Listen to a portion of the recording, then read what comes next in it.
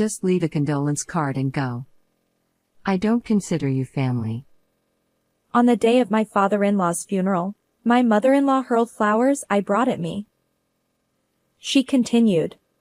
Besides, if it's known that a woman as plain and embarrassing as you is our daughter-in-law, it would be a disgrace to the entire extended family. Exhausted by her attitude and harassment, I followed her instructions and left only the card. 3 days after the funeral, I was struck by mysterious nausea and illness, so I returned to my parents' home to recuperate. While resting in the living room, the doorbell rang. When I opened the door, my flustered mother-in-law stood there, apologizing. I'm sorry. I had no idea things had turned out like this. My name is Scarlett Jones. Having never had a boyfriend, I met Noah at a hobby class I started upon a friend's invitation when I was 30.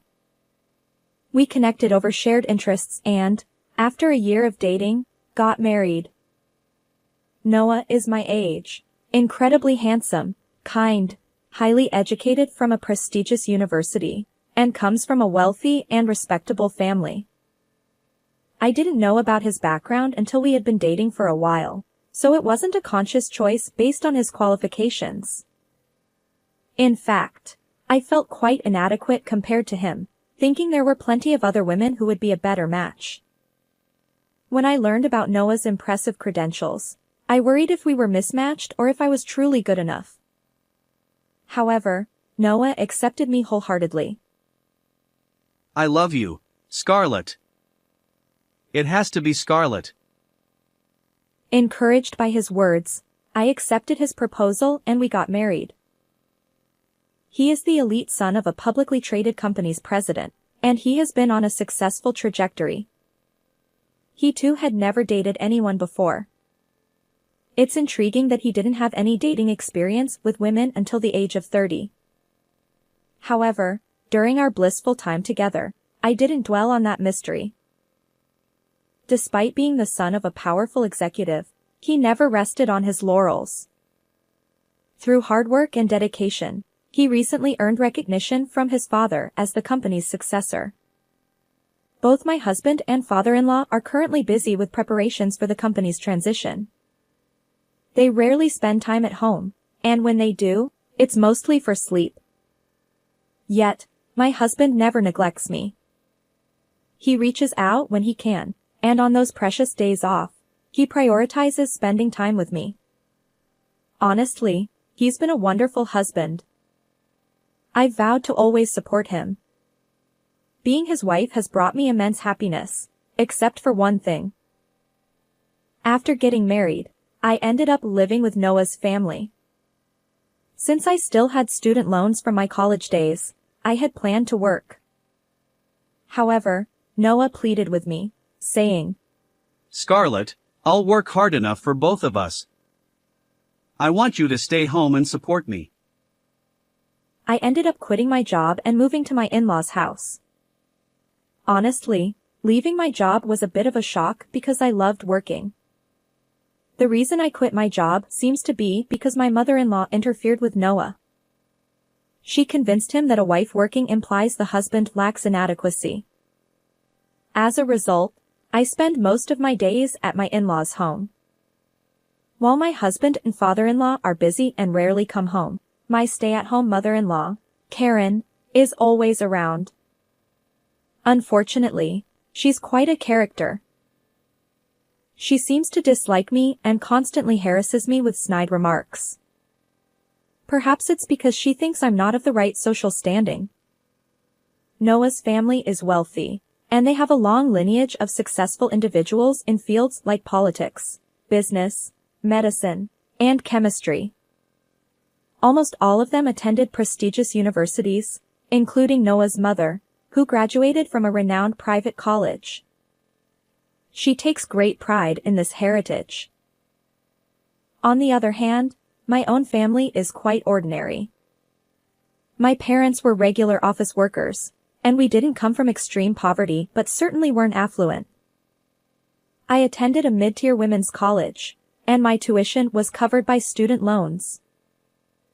My mother-in-law seemed to find fault not only with my family background and university choices, but also with my appearance. Despite being in her 50s, she maintained a youthful look, dressed in flashy designer brands. In her younger days, she worked as a Reader's model and won university beauty pageants. Before getting married, she held a career in sales at a leading advertising agency. In contrast, I had no interest in brands, preferring anime and video games. If I had any extra money, it went toward game merchandise or collector's editions. My appearance wasn't conventionally beautiful. I kept makeup and fashion to a minimum, and while I watched my weight, I was quite plain looking. Naturally, the glitzy world of Reader's models, beauty pageants, and major ad agencies was foreign to me. My social media was filled with game and anime content. It seemed my mother-in-law was genuinely displeased that her son had married an unassuming woman like me, who didn't have an impressive educational background or come from a prestigious family. Because of this, my mother-in-law subjected me to every imaginable form of harassment. She deliberately spilled sauce on freshly laundered clothes, intentionally messed up rooms I had just cleaned, and turned them into trash heaps. Entertainment was forbidden. The hobby class where I first met Noah was shut down, and my friend's contact information was forcibly erased. My beloved anime merchandise and games were sold off for a pittance, with the proceeds going straight into my mother-in-law's pocket. Going out anywhere, even for a simple shopping trip, invited her snide remarks, making it nearly impossible to leave the house. My mother-in-law sold my clothes and cosmetics, saying, "A wife doesn't need to be fashionable." And of course, the money went into her pocket. Makeup was forbidden, and I was only allowed to wear tracksuits at home and the suit I used for job hunting when going out. My hard-earned savings from my single days were confiscated. Even the meals I prepared were discarded. Worse yet, they were thrown on the floor, captured in humiliating photos, and gleefully shared online. The only food I was allowed to eat was leftovers. My mother-in-law would mockingly say, "This meal is perfect for a pitiful pauper," while laughing with her friends. Birds of a feather flocked together, and her friends were equally glamorous, wealthy, and disdainful individuals. My mother-in-law would proudly declare, "Look at my pitiful daughter-in-law. How has she lived looking like this?" Her friends would chime in, "If I were her, I'd be too embarrassed to live." I had no choice but to endure this humiliation. After enduring such a life for about a year, my father-in-law passed away. He had been battling terminal cancer, defying the prognosis and living longer than expected. I found myself responsible for preparing his funeral. Noah, caught up in the company's transition, couldn't focus on funeral arrangements. "I have no idea about any of this.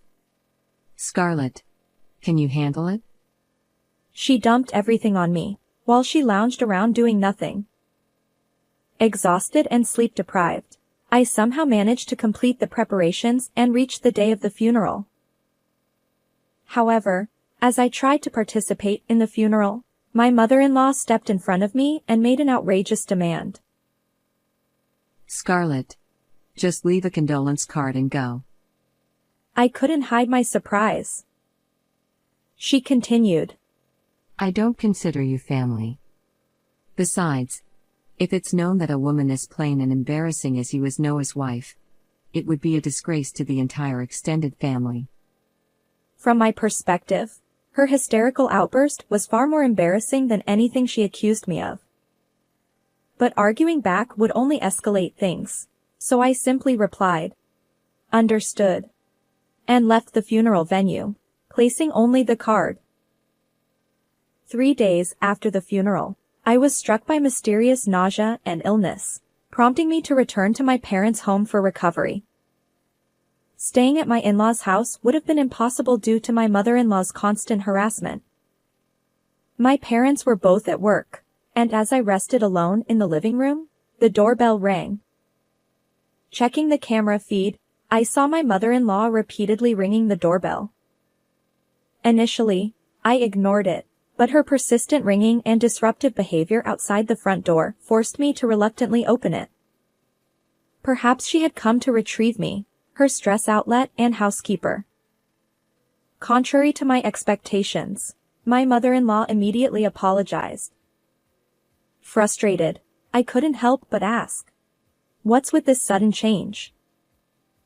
In a desperate tone, she offered her apologies, saying, I had no idea things had turned out like this. "Let me summarize the situation. As it turns out, my late father-in-law was aware of the harassment I endured from my mother-in-law. Although she had always put on a facade in front of him and Noah, my father-in-law sensed something amiss in our relationship. When he confronted her, she readily confessed. Despite his efforts to persuade her to stop the mistreatment, my mother-in-law remained obstinate. She even went so far as to badmouth me to my father-in-law. Struggling with terminal cancer and limited time left, my father-in-law decided to leave a will. In it, he bequeathed his entire estate to me. Now, my desperate mother-in-law pleads, Scarlett, please. I'll apologize for everything. Share some of the inheritance with me. She's in a frenzy, exclaiming, Isn't this absurd? I came into this marriage after losing everything. You've taken everything from me and left me with nothing. Behind the seemingly glamorous facade of my mother-in-law lay a tragic backstory. As it turns out, my in-law's marriage was a political alliance. My mother-in-law had originally been in love with someone else. However, her family faced a financial crisis, and in exchange for their support, she was forced to marry my father-in-law. Separated from her true love, she endured a marriage to a man she didn't love. Meanwhile, my father-in-law also had a past love, but societal pressures due to their differing social statuses forced them apart. Despite this, my father-in-law continued to secretly meet with his former lover after marrying my mother-in-law. On the other hand, my mother-in-law suffered severe mistreatment from her mother-in-law and my husband's grandmother, far worse than what I experienced. She endured confinement, exploitation, and even had to give up her beloved career. The political marriage left her estranged from her own family, while her husband remained indifferent, prioritizing his mistress. Divorce was not an option, and she was forbidden from seeing her former love. In such a life, Noah, her only son, was her sole reason for living. When Noah's grandmother passed away, my mother-in-law finally regained some freedom, but her love for her son had become completely twisted. She had even harassed women who approached Noah, going to great lengths to keep them away. Despite Noah's good looks, high income, respectable family background, and decent personality, he hadn't dated anyone until the age of 30, all due to his mother's mistreatment. Naturally, I wasn't an exception. Even though she had been denied a love marriage, I ended up marrying Noah, and my mother-in-law couldn't possibly accept that. So, she resorted to every means possible to separate Noah and me, even if it meant subjecting us to divorce. Upon hearing my mother-in-law's circumstances, I felt sorry for her. However, I understand your situation, but... I leaned in closer, whispering in her ear. You've repeatedly called me poor and ugly, and you've ridiculed me with your friends, haven't you? She stammered. Well, that's... And I haven't forgotten how you threw away my cooking and messed up the room right after I cleaned it. But I'm sorry. Sorry doesn't cut it. My words left her stunned. While my mother-in-law's circumstances are indeed unfortunate, that doesn't excuse the years of mistreatment I endured. I won't be handing over any inheritance to you. Instead, I'll use it meaningfully for repaying student loans and covering the future educational expenses of our soon-to-be-born child. Regardless of her situation, I won't forgive the way my mother-in-law treated me. I never thought you'd be like this. I misjudged you, Mom. Noah discovered his mother's mistreatment toward me through the will. Not only toward me, but he also learned about her harassment of any woman who got close to him during his student days. In his anger, he declared our estrangement. Scarlett, I'm sorry I didn't notice all this before. Noah hugged me, tears streaming down his face, apologizing. Despite his busy schedule that kept him away from home, I felt no blame toward him. Instead, I regretted making Noah cry and putting him in a position to apologize. After Noah unilaterally severed ties with my mother-in-law, she continued to protest, but Noah's decision remained firm. My husband and I decided to leave the in-laws' house soon. Until we completed the move, I stayed at my parents' home. Interestingly, since the in-laws' property was in Noah's name, it was promptly put up for sale.